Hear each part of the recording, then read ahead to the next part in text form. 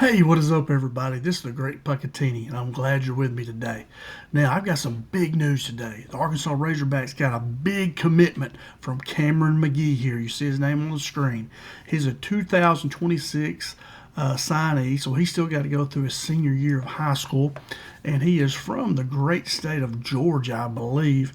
And he's a three-star defensive tackle, big guy. These are the kind of guys that you got to have to compete in the SEC, those big, strong defensive tackles that can stand up those strong running games you see. And he committed to the Arkansas Razorbacks here, I think, this past week. So a big signee here, Cameron McGee. And he's coming to play for a great defensive line coach. And I saw Arkansas just signed a new assistant defensive line coach. But Deke Adams is a wonderful coach. If you're a defensive tackle, any kind of defensive lineman, there's no reason why you would not want to come to Arkansas and play for him. He's a wonderful guy, great coach. Highly recommend him. And I've worked with him in the past when he was at Ouachita Baptist. But anyway, so when I look at players that are coming into the SEC, I first off compare them to NFL prototype size and speed. Okay, now because there is a size and speed you need to be really good in the NFL, and if you're playing the SEC, you're going to play against future NFL players. So the defensive tackle prototype size is 6'3", 302 pounds, and they run about a 4.98 40, which that's getting it for a guy that's 6'3", 302. These are some big-time athletes. Now, so they're come at a premium. You know, I heard Travis Williams say you got to pay the big men, you know, the big guys, because you can't coach that. You can't coach size, and you cannot coach speed. You cannot coach that athletic ability. Now, so Cameron McGee here, he's 6'3", so you already see 6'3", that's perfect height. He weighs 330. So, you know, Coach Pittman them like big guys, and that's fine. You know, he can lose weight and get down in that 302, 315 range. And you see his 40 time is reported at 4.9, so he's right at probably a little bit faster than a prototype speed. So maybe he don't. You know, the thing is, if you're a little bit bigger and you have the speed and quickness, you're okay. You know, that's all right. That's better. You're bigger, faster, stronger. You know, that's what we want to be. That's the kind of athletes we want. Now, and you know, when I look, my final breakdown of him, we're going to watch some film of him here in just a second. And my final breakdown on him is that he's just a big, strong, physical player at the point of attack. He'll play nose guard, a one tack, which is kind of the inside shoulder of the guard. Outside the center, he can play a 2, which is head up on the guard, or he can play that 3, I think, 2, which is head on the outside shoulder of that guard, and he's wanting to get upfield in that instance. So he can play one of those positions in there, but he's a big, strong defensive tackle, nose guard in there. He has the size and speed of an NFL defensive tackle, like I said earlier. And he has what you can't coach is that size, you know. And that's what Coach Pittman talks about a lot. You know, on the offensive line, they want to recruit centers and tackles, because the tackles are your big road grader types in high school, you know. And then your centers, you got to be good to snap that football. I tell you, I coached in a spread for about 4 or 5 years. I was a head coach, offense coordinator, and man, if you don't have a center, it makes your life heck. And if you don't have tackles out there that can block, that makes your life heck too. But anyway, so big guy right here, and that's what we need. We need some size. Now, as I watch this film, we're going to watch the film here in just a second, but as I watch it, I see he's a true defensive tackle. He plays that 0-1-2-3 tech like I just talked about. He's got a really strong upper body. You'll see him throw people off of you. He does a great job of that belt technique. This is what I used to coach my defensive tackles, defensive ends. That's what I did first. I was a defensive line coach for a couple of years, and then I became a head junior high, which is 8th and 9th grade coach. And that belt is when you got to hit with your forehead first, and then you get your extension, push them off of you, bench press them off of you, and then you look inside in your gap, whatever gap you're responsible for, and then throw that lineman and then make the tackle in your gap. And that's what I used to call the belt technique. You got to belt them, you know. And being a teacher, you know, always looking for acronyms, something to help them. So butt extend, look inside, throw, you know. And so he does a good job of that. He does a good job of getting off blocks. He does not stay blocked, you'll see. And he pushes the offensive line back, you know. So he pushes that line of scrimmage back about a yard. And plus, if he's doing that, they don't show much film of him. There's only like 36 seconds that I can find. And if he can do that, you think he can push the pocket back into the quarterback. And but definitely he is that true defensive tackle.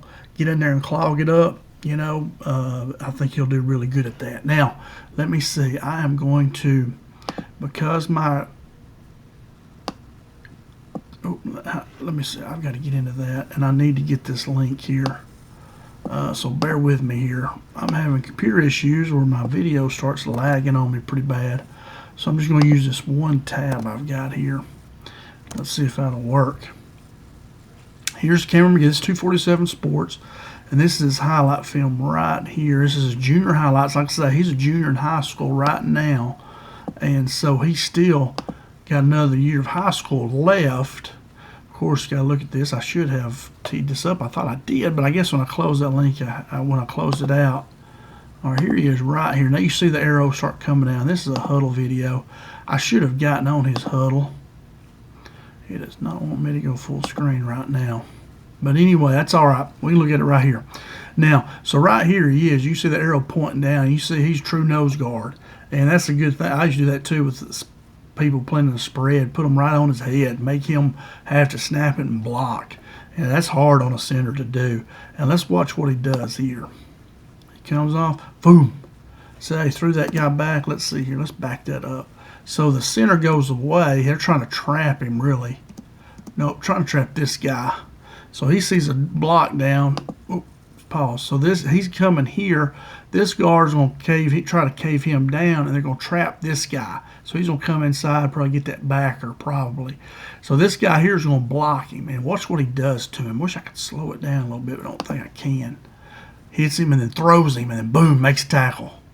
Now you're going to get a side view of that.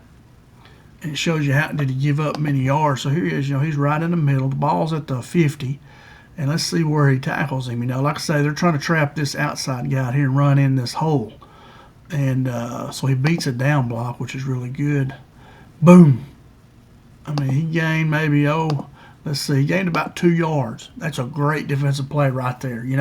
On offense, I remember my college offensive coordinator used to always say, hey, we want to gain 3.5 yards. If we do that, we run it 3 times in a row, we get a first down. Or 4 times, And but anyway, so we only gave them 2 yards right there. Great play. If you can make them go 2nd and 8, that's a good job. All right, let's look at the next one. There's not much to look at here. Here he is right here. And I think this is a pass. I can't remember. Let's look at it. Yeah, good job right there of his belt. You can see there he didn't get off too fast. But watch right here. He's pressing him right there. He's getting him pushed off right there. See that full extension. And where's his eyes? His eyes are right here. That's his gap, what I was just talking about. He's doing the belt technique exactly right. Them arms, he's pressed out. And now the thing he's got to do is that left arm's got to come off and make that tackle right there. And then boom, there he is right there. Here's the line of scrimmage. And look, he didn't gain a yard. That's what I'm saying. So he pushed. The line of scrimmage was right here. He's right here. His line's right here on the 30. And watch where he comes in and makes contact. Right here, he's already at least a yard or 2 in the backfield right here. So he's already made it 11 yards they got to go. And then when he makes first contact, he's at least 2 yards in the backfield. So that's what we talk about. We want to push that line of scrimmage back a yard or 2. And he does a great job of that right there. So he's been taught well. He has good instincts. They show one more play right here, and I think they're just trying to show that he gets a good push here. The running back pops it out and runs out here, but he gets a good push. So he's right here at we're at about the 46-yard line. So let's see how far he gets. Boom, yeah. So he's a good yard, and that's his man right here. He's completely turned and he's rolled him. And he runs him into the running back right there.